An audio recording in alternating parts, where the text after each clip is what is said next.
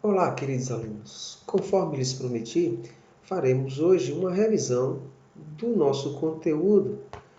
Logicamente, seria utopia tratarmos todos os conteúdos expostos durante a nossa disciplina, mas vamos tocar em pontos bastante importantes que seguramente servirão de base para o estudo, para a nossa avaliação.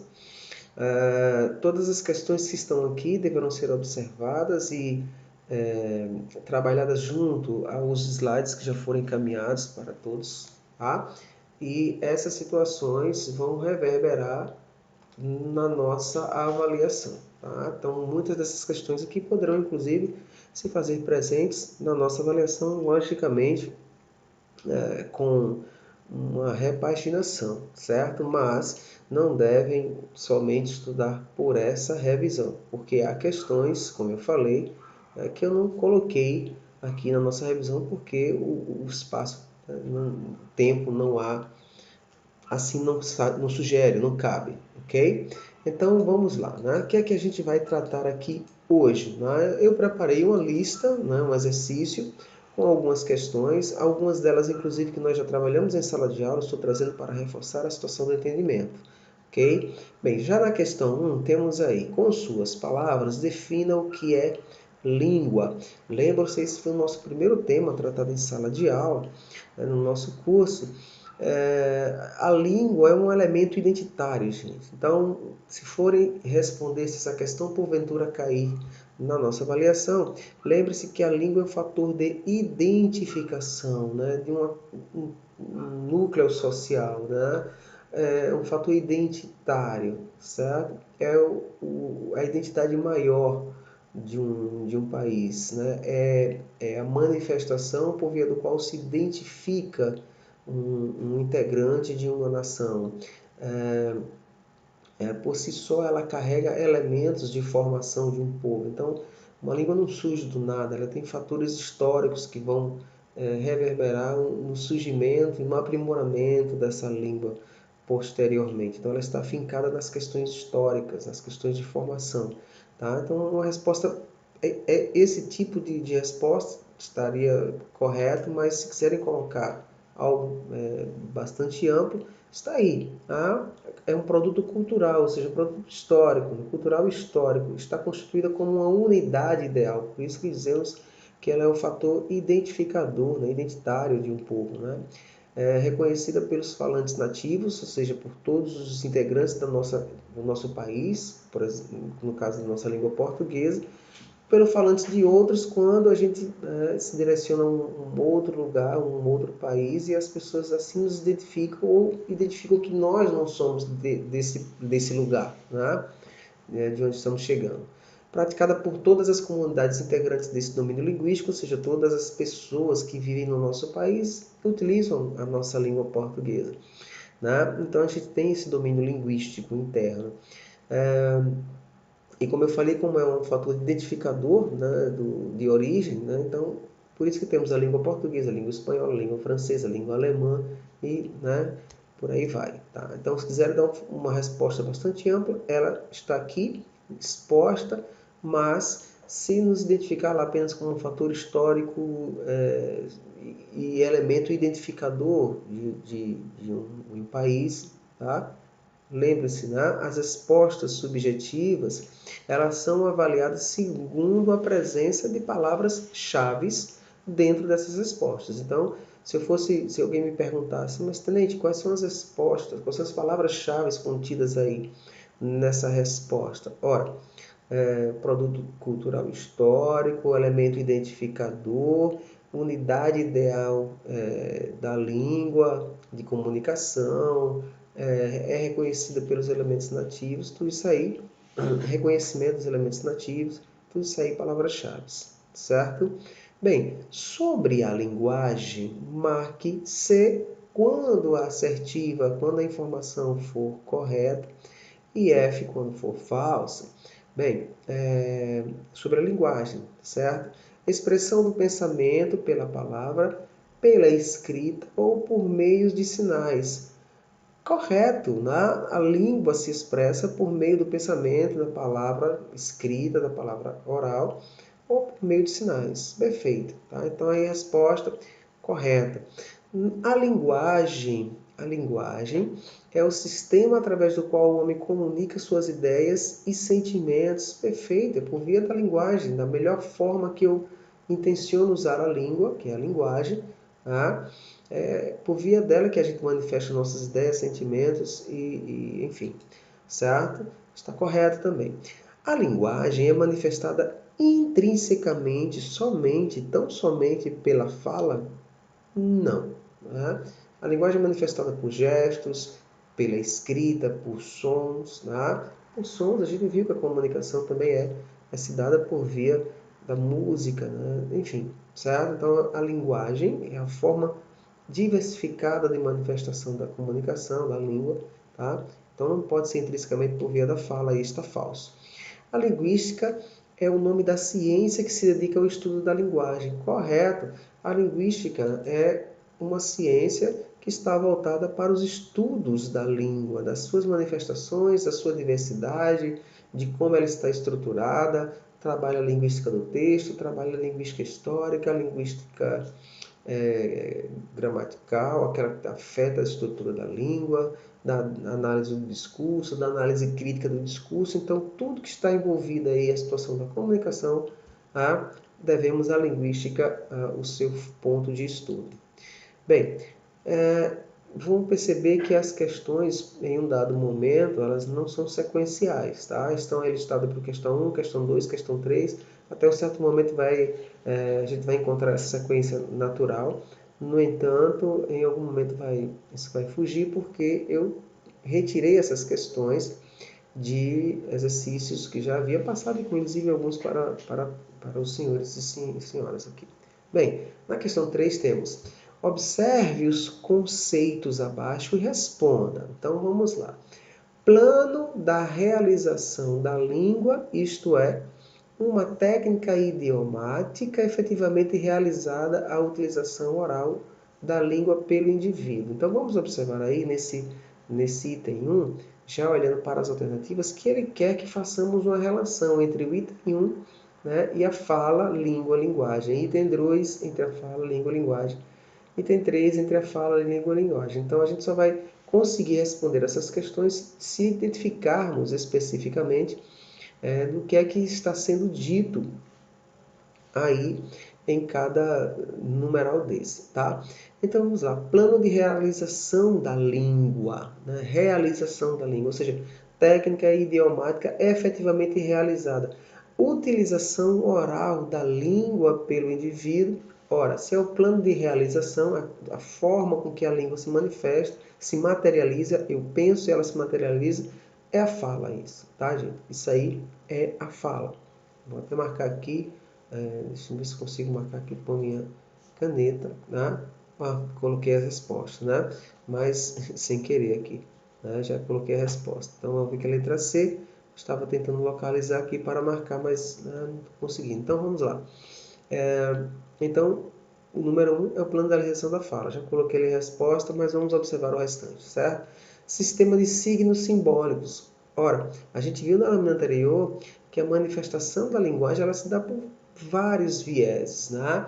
Pode ser pela oralidade, pela escrita, por símbolos, por gestos. Então, é como melhor convém ao falante naquele momento contextualizado, certo? Então, sistema de signos simbólicos empregados na intercomunicação para expressar e comunicar ideias e sentimentos, né? Expressão do pensamento pela palavra, pela escrita, por meio de sinais.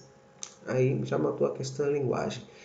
E a produção cultural histórica, né? Produção cultural histórica. Quando falamos disso daí, nós nos remetemos diretamente à língua, né? Diretamente à língua. Por quê? Porque ela é um elemento de formação histórico, né? Constituído por unidade ideal. A gente viu isso na lâmina anterior. Letra C, porque na sequência seria fala, linguagem e língua. Certo? Bem, vamos seguir então. Na quarta questão, temos aí quais os tipos de manifestação da linguagem. Vamos definir cada uma delas, tá? Os tipos de manifestações. Então, o primeiro tipo de manifestação é a linguagem verbal. A linguagem verbal é aquela que se manifesta por via da palavra, seja ela palavra escrita, seja ela palavra verbalizada, palavra realizada no plano oral. Então, houve a manifestação da palavra no universo oral, no universo escrito, certo? Esse tipo de linguagem será verbal. Temos depois a linguagem não verbal, que é aquela que se manifesta por via de símbolos, gestos, sons, imagens, música, enfim. Isso é a linguagem não verbal, é assim que a gente a define. Aquela que se manifesta por via tudo aquilo que não há palavra, gente, que não há verbo, que não há manifestação da palavra, certo? Mas quando a gente tem as duas juntas, a verbal e a não verbal, temos a linguagem mista, né? Então, a linguagem mista, se fôssemos definir, é a junção da linguagem verbal e a não verbal, tá? Com uma característica. Essa junção, né, tem que estar intrinsecamente ligada ao conteúdo a que se referem tanto a verbal quanto a não verbal, porque elas se complementam, elas reforçam, né, a mensagem passada. Se a linguagem não verbal, né, falar uma situação e a linguagem verbal falar uma outra situação, a gente não vai ter aí a situação para que serve a linguagem, a comunicação, né? É a comunicação. Não vamos ter essa harmonia, vamos dizer assim. Tá? E o último tipo de manifestação da linguagem é a linguagem artificial. Essa linguagem que é aquela criada, né? Que é aquela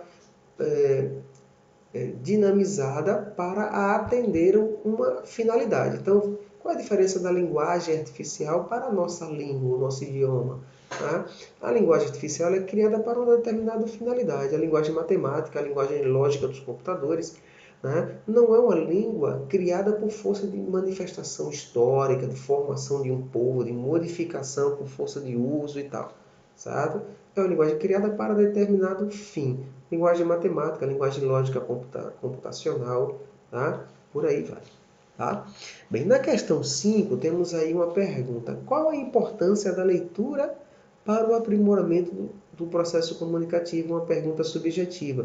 Bem, se fôssemos observar, e eu falei isso em sala de aula, a leitura ela é fundamental não somente para o processo comunicativo, mas ela amplia o nosso conhecimento de mundo, ou seja, o nosso raciocínio lógico ele fica muito mais desenvolvido, a gente consegue concatenar melhor as ideias, a gente aprende uma quantidade de léxico, né, de palavras bastante interessante, a gente aprende a pontuar, a gente aprende a acentuar, a flexionar verbos, enfim. Então, a importância da leitura para o aprimoramento do processo comunicativo, seja ele oral, seja ele escrito, é fundamental, porque é através da leitura que aprimoramos o nosso senso crítico, desenvolvemos sabedorias e aprendemos questões sobre pontuação, sobre gramática, enfim. Okay? Essa é a importância, dar-nos amplitude de conhecimento, de raciocínio lógico, de capacidade crítica, né, para produzirmos os nossos textos. Bem, na questão 6, segundo o contexto social, como podem ser regulados os níveis da linguagem? Bem, a regulação dos níveis da linguagem está no nível formal e informal, né? Como é que esse contexto ele é regulado? Bem, o ambiente, que a gente fala de contexto social, é um ambiente onde se desenvolve a comunicação. Então, num ambiente onde a comunicação é desenvolvida, se esse ambiente exige uma formalidade, né, uma correção, há de se observar que a linguagem, seja manifestada da maneira oral quanto a escrita, ela tem que ser pensada, repensada. Não pode ser atravessada por vícios de comunicação ou por palavras descabidas no momento do texto. Tá? O contexto social é que regula. Se eu estou em um ambiente descontraído, não há por que ficarmos pensando em outro nível de linguagem que não seja o informal. Certo? Ok? Na questão 7, temos aí sobre a textualidade. Falamos na sala de aula que não existe texto se esse texto não tiver textualidade, que é esse trânsito, né, entre o texto, o autor do texto e o leitor. Quando o texto se apresenta ao leitor e o leitor consegue apreender o conteúdo, o texto consegue passar uma mensagem, aí houve textualidade. Mas ele pergunta sobre a textualidade, marque a afirmativa correta ali, que é a afirmativa correta. Então, vamos lá. A textualidade entende-se por uma dupla estrutura, isto é, uma estrutura a ser abordada tanto sobre o aspecto linguístico que é aquele que diz respeito à estrutura do texto, correção do texto, uma boa arrumação das ideias, coesão, coerência, né? E o aspecto social é a preocupação que o autor do texto tem em que aqueles que forem ler, que forem receber a mensagem do texto, o compreendam, não há necessidade de ficar explicando, ou seja, houve comunicação. Essa resposta está totalmente correta, mas vamos ver se existem outras aqui, né? Vamos lá. Ainda que inexista textualidade, né, eu disse logo no início que para o texto seja assim considerado, ele tem obrigatoriamente que carregar, né, a textualidade, que são os elementos que vão dar justamente a fluidez na comunicação, como a gente está vendo aqui, está vendo na segunda parte da informação. Né? Então, ainda que inexista, não, né? Há obrigatoriedade sim que se trabalhe a textualidade para que se conheça aí o que se quer dizer no texto. Tá? Então, a resposta a ser marcada é a letra A. Questão de número 8. No que concerne à formalidade textual. Então, estamos tratando da situação de formalidade textual. A linguagem pura, a linguagem clássica. Né? Qual das frases abaixo não seria cabível em um texto? Então, estamos aqui já entrando no aspecto da composição do texto, as preocupações que nós deveremos ter quando formos produzir um texto. Chamo a atenção, por força dessa questão, para que observemos uma situação bastante interessante. Todos os manuais, se não assim forem, serão classificados como cartilhas. Né? Mas se forem observar, todos os manuais levam consigo uma carga muito grande de observações léxicas, gramaticais e reticências. Ou seja, se formos observar como a composição dos documentos são idealizadas, praticamente não há informação. Por quê? Porque todos os manuais vão trazer um modelo e esse modelo tem que ser seguido. Então, não há problema agora quando se fala na relação do texto, que é uma produção íntima, pessoal, né? E que deve muitas vezes representar uma instituição, um conglomerado. Então, aí eu tenho que me preocupar, né? Com a formalidade textual, com a correção, com a coerência, com a coesão. Então, notem que há uma linha muito forte entre o texto oficial, né, e a correção. Então, não há como a gente fugir desse processo. Não. Essas características, essas questões têm que ser tratadas, né, em um texto oficial. A correção gramatical, o nível de linguagem e reticências. Então, no que concerne a formalidade textual, texto formal, qual das orações abaixo não seria cabível? Vamos lá. Casa, carro, joias, dinheiro e mais o que houver de material não são relevantes se não houver simplicidade. Está perfeito, não há problema nenhum, né? Muito bem arrumada, vírgulas e tudo mais. O que te pedi foi para que quando você... Né? Aí já houve uma falha muito grande, porque o texto começa em segunda pessoa, tratando com elementos, né, pronominais de segunda pessoa, e já no meio do texto observa-se um tratamento informal, esse ter mais formal, esse você mais informal, né? E pior, né, ele vai piorando quando te pedi, o que te pedi, perdão, foi para que quando você vê ela, para quando você vê-la, diga, né, que não amo mais ela, deveria ser que não a amo mais, né? Certo? Todas as vezes que a gente for colocar as situações das partículas pronominais, né, nós temos que observar a regência do verbo, né? Quem diz alguma coisa a alguém, tá? Diga, né? Diga a ela, não cabe. Aliás, houve a repetição de ela na mesma oração 3 vezes, né? Ok? Certo? Então, houve a partícula preposicional, né? O verbo exigiu uma preposição, eu posso colocar lhe depois, tá? Então, caberia muito bem a substituição de se a ela por lhe, né? Diga-lhe, né? Certo? Amo, né? Quem ama, ama alguém, não exige preposição, né? Então seria que não a amo mais, tá certo? Ok? Tá? Então, está totalmente errada essa daí, tá? A resposta, se não estou enganando, é a letra B mesmo, né? É exatamente a letra B. Nem tudo que quero é relevante, perfeito. Eu não criei mesmo, né? O pretérito, o verbo crer, que a gente não utiliza porque é meio estranho, né? Crie, mas esse mesmo, né? Eu não criei no que você me disse, não acreditei no que você me disse, está perfeito. Dar-te-ei agora mesmo que havia prometido, né? Temos aí a ênclise, né? Funcionando forte no verbo, e o verbo, a ênclise só pode ser utilizada nesse tipo de flexão verbal, certo? Não é darei-te, não. É dar-te-ei mesmo, correto, tá? Bem, coesão e coerência são a mesma coisa? Não são a mesma coisa, né? A coesão diz respeito à utilização de partículas que podem ser várias, pronome, preposição, advérbio, né? Que fazem a ligadura entre orações, entre parágrafos, né?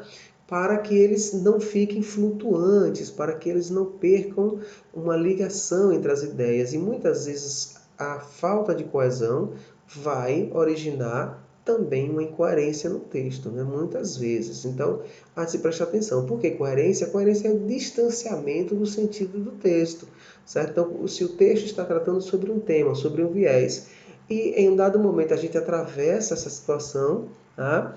A gente vai cair em erros de incoerência, como a gente vai ver aqui adiante em exercícios, ok? Tá? Há duas ou três questões que tratam de forma prática. Então, a coesão é a utilização de elementos, né, que vão dar ligadura às ideias, né? Não vão deixar as ideias morrerem, né?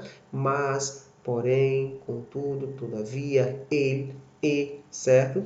E coerência é a fuga do tema, vamos assim dizer. Bem, na questão 10, né, quais dos itens abaixo não constitui fator primordial a clareza do texto, né? Vamos deixar o texto claro, né? Bem, a intertextualidade está presente, porque o que é intertextualidade? São as ideias que atravessam o texto, que alimentam o texto, né? Com situações que estão na borda do assunto ou que interferem especificamente no assunto, dando subsídio, dando ênfase, dando base aos argumentos. A coesão, acabei de dizer, na questão anterior, é elemento fundamental na produção do texto, certo? A clareza do texto.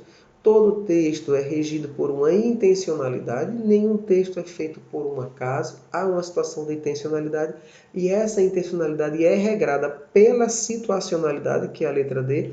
A situação é que vai moldar, né, a questão da intenção do texto, o surgimento do texto, mas a pragmaticidade não, né? O texto, a origem do pragmatismo, né, da ideia geral e adquirida de forma cotidiana, não. Tá? Intertextualidade sim, coesão sim, intencionalidade, situacionalidade, certo? Acho que é exatamente a resposta à letra E.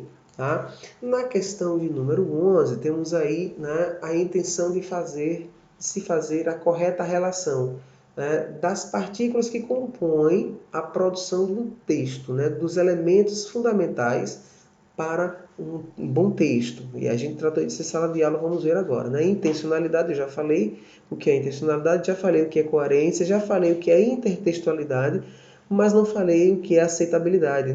O nome já diz, né? O texto tem que ter um nível de aceitabilidade. E que nível de aceitabilidade é esse, tenente? Né? O mínimo que o texto oferece de compreensão, de recepção de palavras bem arrumadas, diretas, sem muito rebuscamento na produção do léxico, e que ele traga especificamente aquilo a que o texto se propõe, que é informar. Tá? Então, tanto a falta quanto o excesso de previsibilidade são prejudiciais à aceitação do texto por parte do leitor, isso aí está muito mais próxima da informatividade, né? Porque quanto à falta, se o texto não tem, né? Ou é o excesso de previsibilidade.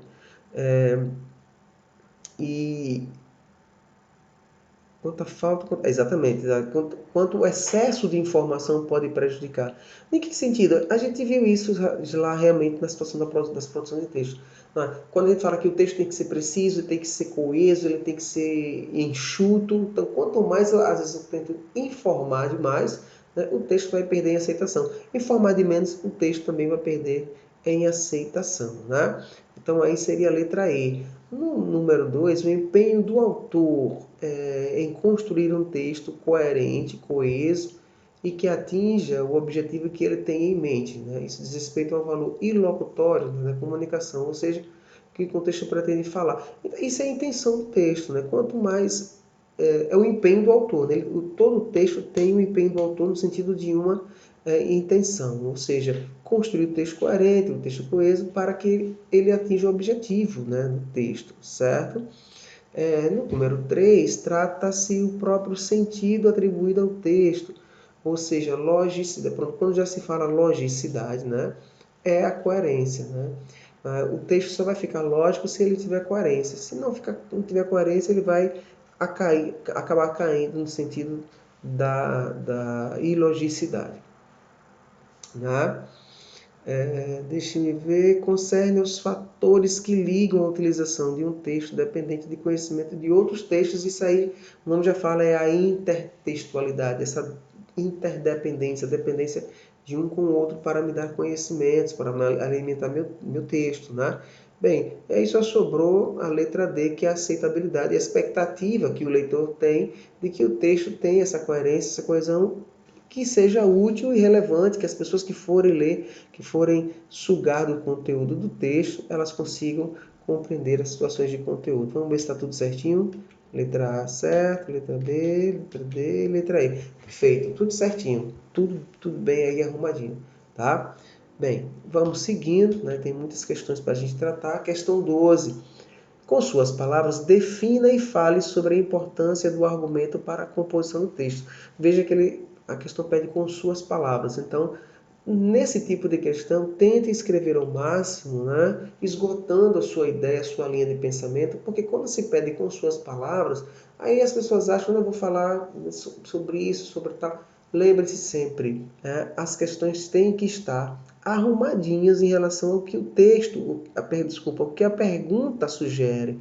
Então, quando ele fala com suas palavras, então estou livre para falar o que eu quiser. Não. Né? Eu estou livre para falar do jeito que eu quiser, né? Utilizando as minhas palavras, os meus léxicos, a minha estrutura de argumento, mas eu não posso esquecer daquilo que a teoria fala. Né? Então, o que é o argumento? Qual a importância do argumento para a composição do texto? Tudo.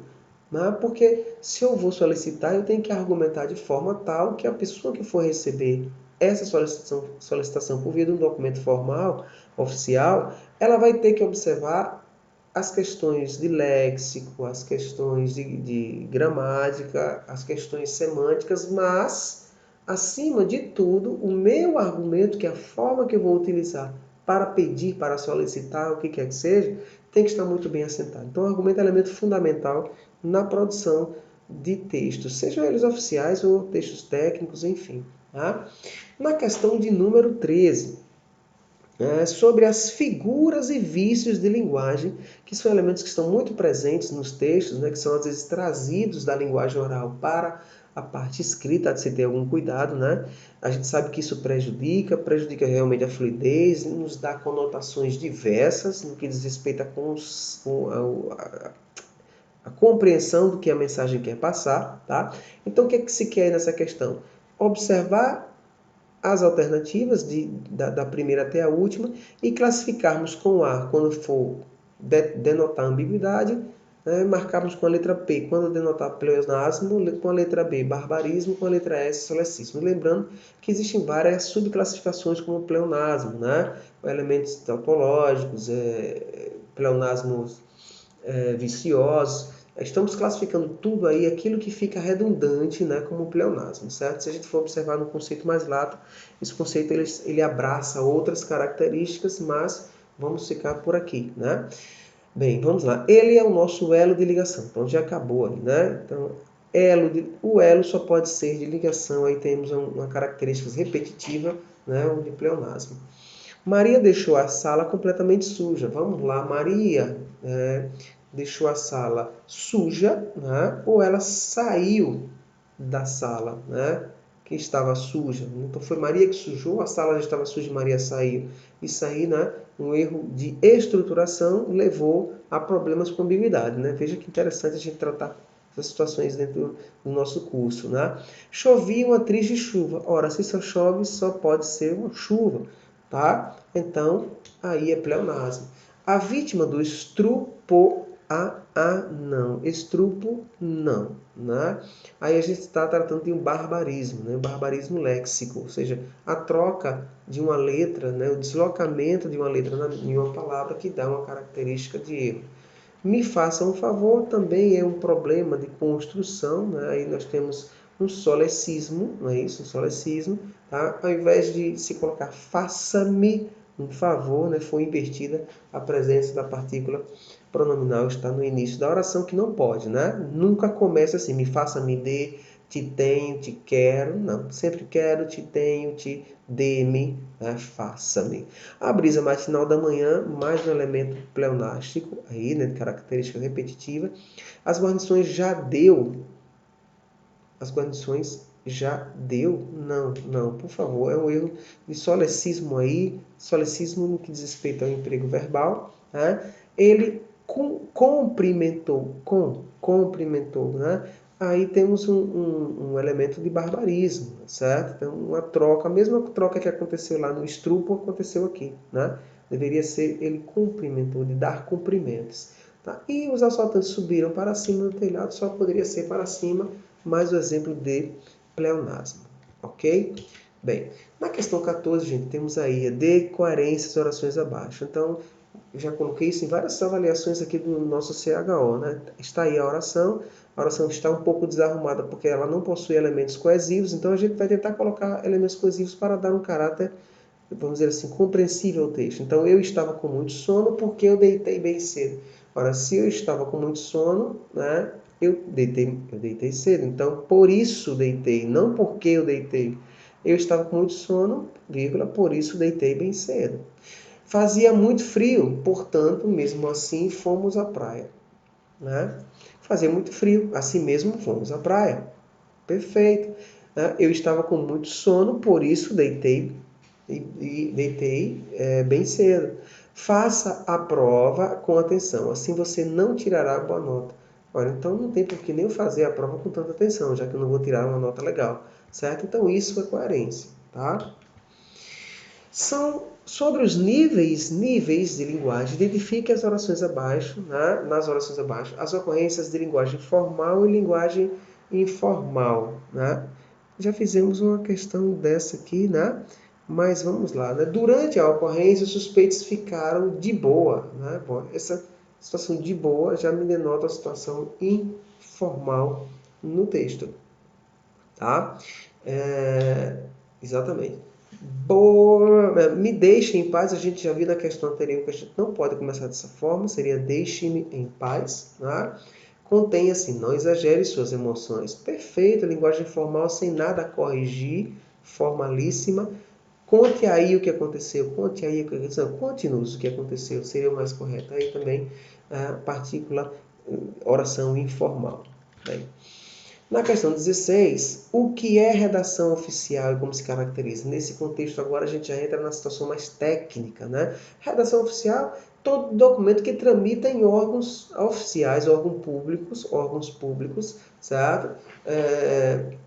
E em um dado contexto, né, a gente tem que colocar a situação do privado, que a gente fala, sempre quando fala documento oficial, pensa logo no público, mas as empresas que mantêm relações comerciais com as empresas públicas, elas acabam aglutinando essa situação, né, de documentação oficial. Então, documentação oficial é toda a documentação caracterizada por esses elementos que a gente vai tratar aqui agora, já tratamos alguns dos outros, que dizem respeito à clareza, concisão, o emprego de palavras adequadas, enfim, todas essas situações. Acho que tem um conceito aqui, tem. Redação oficial é a maneira pela qual o poder público redige as suas documentações oficiais. É uma forma muito característica e pessoal, tá certo? O poder público, tá? Bem, essas características, né, porque lá em cima está perguntando na oração, né, o que é redação oficial e como ela é caracterizada, está aqui. Né? Ela é caracterizada por impessoalidade, ou seja, eu não posso aparecer no texto, nem a pessoa que está mandando o texto para mim pode aparecer nesse contexto. Tá? Então, a impessoalidade ela vai se dar com a ausência de impressões individuais de quem comunica. Posso estar colocando a linguagem em primeira pessoa para que eu não apareça, né? Da impessoalidade de quem recebe a documentação, já falei, e do caráter impessoal do próprio assunto. O assunto, mesmo que ele esteja pedindo algo para a instituição, o texto não deve fazer essa indicação, né? De que estou pedindo para a instituição. Né? A linguagem deve ser, né, oficial e ela requer uso padrão. O que é uso padrão da língua? A observação das regras da gramática, né, se ela emprega um vocabulário comum ao conjunto dos usuários, isso tudo diz respeito à preocupação da língua na hora de trabalharmos com a redação oficial. Bem, a questão da formalidade, já falamos, o texto é bastante formal, né, há de se ter bastante cuidado com isso, tá, gente? Certo?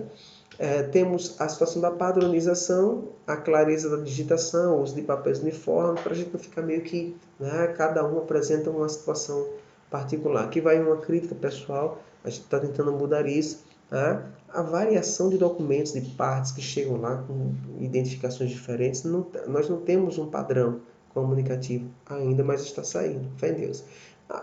A situação da concisão, toda a situação de texto, não vou trazer só para essa situação que nós estamos trabalhando, mas todo elemento de situação de texto há de se ter elementos concisivos, né? Que é basicamente uma economia linguística. Né? Isso não quer dizer que essa economia vai economizar seu pensamento, não, né? Mas a gente deve eliminar, né, aquilo que sobra, né, do idioma, né, para que o texto fique leve e direto. E a clareza, né, claro, é aquele texto que possibilita a imediata compreensão do autor, do leitor. Então, quando eu leio, já entendi, clareza total não me dá situações outras que não seja da correção do texto. Dê coerência às frases abaixo, né? Isso aí que já saiu, né? Botei bem cedo, fazia muito frio, tá? Desculpa, né? Já voltei, essa questão já saiu, tá, gente? Não, aliás, na letra A, eu estava começando, fazia muito frio, portanto, a letra B não há, né? Não havia, né? Fiz muito frio, portanto, fazia muito frio, portanto, não fomos à praia, né? Mesmo assim, fomos à praia, né? Portanto, mesmo assim, não. Fazia muito frio. Se você retirar o portanto, fazia muito frio, mesmo assim, fomos à praia. Fica perfeito. Só retirar o portanto. Faça a prova com atenção. Assim você não tirará boa nota. É impossível, né? Bem, na questão B, 22, perdão, né, identifique os elementos abaixo, né, nos elementos abaixo, a presença de coesão e coerência. Eu disse que iria tratar de novo, né? Estão aqui as questões. Então, coesão, elementos que ligam ou se repetem em demasia, a gente acaba se perdendo. E coerência, gente, que é aquilo que atravessa o texto, ele sai da linha do texto. Então, vamos lá. O presidente foi a Portugal em visita. Em Portugal, o presidente recebeu várias homenagens. A gente viu que essa situação de repetição é um problema coesivo, não é isso? Professoras mandaram carta a deputados protestando contra o aumento dos seus salários. Né? Alguma coisa ilógica, porque ninguém vai reclamar porque recebeu um aumento de salário. Então, a situação de coerência, né? Texto incoerente. Eram 5 horas, porém não vou ler agora esse documento e já fomos dispensados. Ora, gente, isso é um outro exemplo, né, de texto sem coerência, né? Muito bagunçado, a gente já percebe que a gente não consegue entender direito. Agora, no próximo texto, né, todos ficam sempre atentos quando se fala de mais um casamento de Elizabeth Taylor. Casadora inveterada, Elizabeth Taylor já está em seu 8º casamento. Agora, diferentemente, Elizabeth Taylor, isso aí é um erro crasso de coerência. Muita repetição, né, do mesmo nome, a gente acaba cansando. Estava andando sozinho na rua, ouvi passos atrás de mim. Assustados, nem olhei e saí correndo. Era um homem alto, tal, e saí para uma aparência. Sabe por quê? Porque como é que ela percebeu o indivíduo à frente dela, atrás dela, se ela não olhou para trás? Ela não olhou para trás, né? Ela estava andando sozinho na rua, ouviu os passos e correu. Ela ficou assustada, mas não olhou. Tá? Saiu correndo. E outra, como ela não olhou, ela saiu correndo a dizer um homem alto, estranho. Como é que ela vai descrever o homem se ela não estava vendo o homem? Isso é questão de incoerência, tá, gente? Sobre os fechos, né? Aquela forma que a gente termina os documentos, né? Quando a gente acaba os documentos, certo? Marque a alternativa errada, ele quer errado. Então, o Manual de Redação Oficial da Presidência da República, que é um manual que geralmente se segue, geralmente quando vai se fazer um outro manual, a gente sempre dá uma olhada lá, né? Esse manual, que são sugestões para os outros segmentos, tá, gente? Estabelece o fecho respeitosamente para autoridades superiores, inclusive o presidente da República. Perfeito, né? Inclusive, o manual da presidência, quando regulou de novo a situação das comunicações oficiais, na redação passada ainda se aceitava aqueles fechos, né? Sem mais para o momento, tal, tal, tal. Depois embaixo era respeitosamente e atenciosamente. Não, agora acabou o texto somente respeitosamente e atenciosamente. O Manual da Redação Oficial da Presidência da República estabelece o fecho atenciosamente para autoridades da mesma hierarquia ou hierarquia inferior. Exatamente. Então, foi hierarquia igual ou inferior, né? Atenciosamente. Foi posterior, né? Respeitosamente, perdão. As comunicações oficiais devem trazer o nome da autoridade que as expede e logo abaixo do local de assinatura o cargo que ocupa. É isso? É isso, né? Perfeito, né? Tem que assinar e abaixo tem que ter identificação. Né? O Manual de Redação Oficial da Presidência da República estabelece como fechos de documentos as palavras respeitosamente e atenciosamente. Perfeito, é que está na letra A. Né? Segundo, requer o nível de autoridade. Ok. A quem será dirigido? Colocados imediatamente após as ações de término do texto, como em. Sem mais para o momento. Não, perdão, gente. Né? Eu já entrei na outra questão, desculpa, né? As comunicações oficiais devem trazer o nome da autoridade que as expede, isso, e logo abaixo o local da assinatura do cargo que ocupa. A identificação do texto, desculpa, passei direto, né? Acabou o documento, tem que se colocar depois, né, do indicativo lá de fecho do documento, eu tenho que colocar a assinatura e embaixo a minha identificação, meu posto, minha graduação e minha função, certo? Agora, o próprio Manual da Presidência estabeleceu como fechos de documento as palavras respeitosamente e atenciosamente, que foi o que a gente viu na letra A e na letra B, né? E o que é que ele diz mais? Que essas situações têm que ser colocadas imediatamente após as ações de término do texto, ou seja, quando a gente acabou o texto, antes de colocar atenciosamente e respeitosamente, ele diz que a gente deve colocar um outro tipo de partícula para fechar, mais ou menos assim. Sem mais para o momento, reitero o protesto de estima e respeito, de estima e consideração, e depois atenciosamente e respeitosamente. Né? Não está certo. Né? Aliás, muitos manuais dizem assim, se você utilizar esse tipo de situação que a gente está vendo aqui, sem mais para o momento, não coloque atenciosamente nem respeitosamente, certo? Se não quiser colocar isso aqui, coloque somente respeitosamente ou atenciosamente, mas não coloque os dois. É preferível que você nem coloque esse daí da letra D, certo? Coloque só respeitosamente e atenciosamente, está perfeito. Então, a letra A, B e C estão corretas, a resposta certa, total. Cuidado com isso também, ó. Eu estou pedindo qual das alternativas está correta.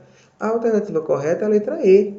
Olha aí, ó, letra E. Porque ela está dizendo aqui que apenas a A, B e C estão corretas. Ok? Cuidado, não vai marcar nenhum por aqui não e esquecer da outra, tá?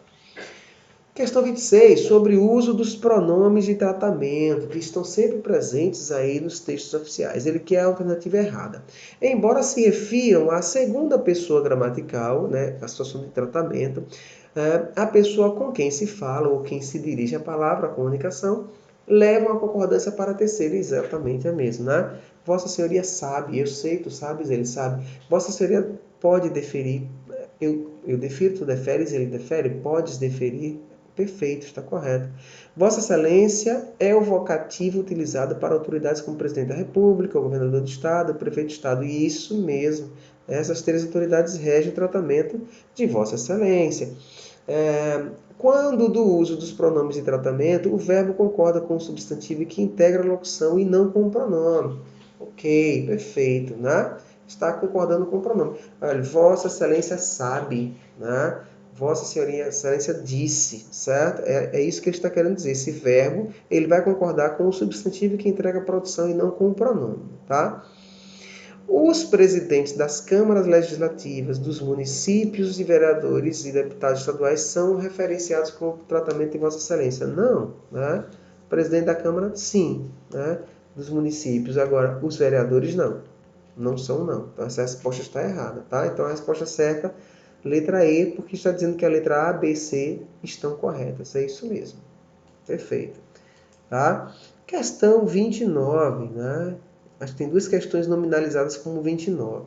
Quanto aos conceitos a seguir elencados, qual deles apresenta correção? Então, vamos ver o que é que está certo, né? O relatório, ele vai tratar sobre os conceitos de documentos oficiais utilizados na corporação. Vamos lá, né? O relatório é o documento oficial responsável pelo detalhamento da execução de atividades. Perfeito, até aí tudo bem, não há problema. Vamos lá. Por conceder direitos julgados procedentes e amparados na legislação reguladora em objeto atendido, ou seja, a pessoa já deve ter alguma coisa lá, né, nesse local, né? Por apontar resultados, alimentar com informações os subsídios para planejamento e encerramento decisórios e subsidiar o redesenho do planejamento com vistas ao êxito almejado. Então, o que ele quer fazer? O que ele quer saber nesse texto aí, né? Ele está dando o tipo de documento, que é o relatório, e ele está qualificando, né? Nesse contexto, a gente tem que observar aí que está correto. Desculpa, apertei sem querer o mouse aqui, já apareceu a resposta, né? Quebrei o clima, né? Então vamos lá. O relatório ele apresenta ele é um documento oficial e apresenta um detalhamento das ações. Perfeito. Já se tivesse lido por aí já tinha acertado, né? Na letra B temos um memorando. No memorando, né? Perdão. Constam os relatos de fatos e ocorrências germinadas em serviços diários das unidades, né? Qual deles apresenta correção? Deixa eu ver aqui. Acho que é alguma coisa estranha aqui. Dentro da fluidez de informações, o memorando poderá ser firmado. Não, realmente, tá? O erro da questão é porque ele diz que o memorando, né, ele tem uma tramitação rápida? Tem. Ele deve visar a fluidez de informações? Deve. O memorando poderá ser firmado por oficiais de praças? Não, né? Somente por oficiais, né, que estiverem envolvidos no processo de tramitação documental. Perfeito. A letra C está correta. A responsabilidade pela confecção de um relatório é aquele a quem for designado, aquele que foi determinado pelo chefe ou comandante direto. E o memorando tem como particularidade a objetividade. Por compor o rol das documentações internas deve ser feito com a linguagem breve, direta e precisa, exatamente. Tudo isso aí, perfeito. Tá? Questão 29. Eu acho que só falta essa questão aqui, se não me falha a memória, tá, gente? Sobre os documentos oficiais abordados em nossas aulas, a relação entre as suas identificações e os seus componentes essenciais apenas está incorreta em. O ofício tem como finalidade o tratamento de assuntos oficiais pelos órgãos da administração pública entre si e, no caso dos ofícios, também com particulares. Perfeito. O cabeçalho, tipo e número de expediente, local e data em que foi assinado, destinatário, assunto, anexo, se houver, vocativo, texto, fecho, assinatura, identificação do signatário. Perfeito, perfeito. Todas essas partes compõem o ofício, a questão está correta até aí, letra A. Letra B, parte é um documento de comunicação interna de uma unidade ou grande comando, através do qual circulam informações inerentes à rotina administrativa e operacional. Perfeito. Como é que ele deve ser composto? Cabeçalho, tipo e número. Veja que a gente começa praticamente a mesma coisa que ofício, né? Olha, cabeçalho, tipo, número do expediente, local e data em que foi assinado, o remetente e o destinatário, né? Vai lá, né? Anexo, assunto, aí coloca lá, né? Assunto, anexo se houver, o texto, o fecho, não, né? A parte não tem fecho, nem aqueles antigos, nem esses modernos, atenciosamente, respeitosamente. Ah, então o erro está aqui, ó. Cuidado com esse tipo de questões, gente, tá? Texto, né? Isso aqui está errado. Vamos ver se tem mais alguma coisa. Perdão, texto não, fecho, né? Vamos ver se tem mais alguma coisa, assinatura de nota. Perfeito. Bem, se já estamos aqui, né, marcando a letra B como incorreta, perfeito. Mas vamos assim observar, né? O relatório, o documento de controle responsável por detalhar a execução da atividade, perfeito, ele detalha, ele aponta os resultados, ele alimenta informações e ele é composto por referência, por período, por abrangência, descrição do problema, né? O que aparecer aí vai estar correto, né? O requerimento é o que solicita a autoridade competente alguma concessão, né?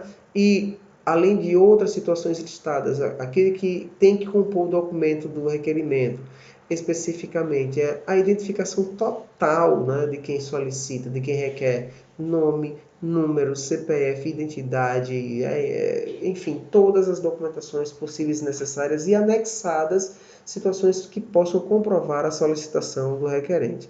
O memorando, já tratamos disso, né? Documento que se transmite informação rápida, precisa, direta, sem muito rodeio, né?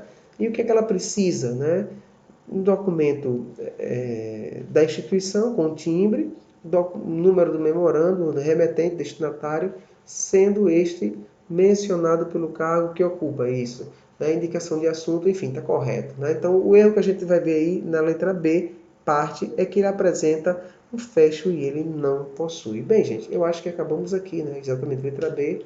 Não, tem mais uma questão, né? Vamos lá. Sobre os documentos oficiais abordados em nossas aulas, marca a alternativa incorreta, né? Quanto ao trânsito, os documentos são classificados em externos, circulam entre autoridades da PMSE e outras autoridades. Perfeito, né? Os documentos quanto ao trânsito são elementos internos e documentos internos e externos, né? Transmitem no âmbito da PMSE, mas fora também, certo? Quanto à natureza, os documentos são sigilosos, né? Aqueles que devem ser conhecidos, ser de conhecimento restrito por força da sua natureza e requerem medidas especiais, salvaguarda, tal, tal. Exatamente isso, né? Os documentos com esse tipo de características são considerados assim por força dessa situação de reserva mesmo. Na letra C, quanto à tramitação, esses documentos podem ser normais, urgentes e urgentíssimos, exatamente. A gente viu que a gente tem prazo, né? Na aula antepassada, a gente viu que existem prazos para regular esses normais, urgentes e urgentíssimos, né? São documentos de guarda temporária, aqueles que, esgotados os prazos da guarda na unidade produtora ou nas unidades que têm atribuições de arquivo, podem ser eliminados sem prejuízo para a coletividade ou memória da administração pública. Ou seja, esses documentos ficam aí largados, né, e vão ficando velhos. Não, pode-se fazer desde que observadas essas situações de relevância dos documentos que serão descartados. A montagem da comissão é o primeiro passo para a eliminação documental. Perfeito, né? Vai ser eliminado. Que deverá tão somente separar, codificar, avaliar os documentos segundo a tabela de contemporaneidade dos documentos e proceder o restante. Peraí, tão somente isso? Não, não é. Né? A montagem da comissão é o primeiro passo, sim, para a eliminação documental. Né? Mas existem vários outros passos, né? A catalogação, a separação de materiais, as observações de problemas e defeitos existentes ali. Tudo isso são questões observadas. A entrega do material, o recolhimento da assinatura de quem foi responsável por receber esse documento. Enfim, então a resposta que a gente deveria marcar aí, letra E, perfeito. Tá? Perfeito. Então, gente, eu acho que acaba aqui isso. Exatamente, acabamos aqui. Essa foi a nossa revisão geral de conteúdo, estava aí como tema da próxima aula, mas é essa aula, certo? Espero que tenha conseguido, né, chamar a atenção de várias questões que a gente atribuiu no nosso curso. Ressalto, estude esse exercício, grande parte desse exercício estará na prova, mas não deixem de estudar, de ler, os conteúdos que a gente mandou anteriormente, que a gente trabalhou anteriormente nas nossas aulas aqui, certo? Espero que vocês tenham um ótimo plano de estudos, que estudem bem, que tenham conhecimento aí muito bem assentado e que nossa avaliação se dê da melhor forma e tranquilidade possível. Então, fiquem todos com Deus, tá? Deus abençoe a todos. Até a nossa avaliação na próxima quarta-feira. Forte abraço para todos.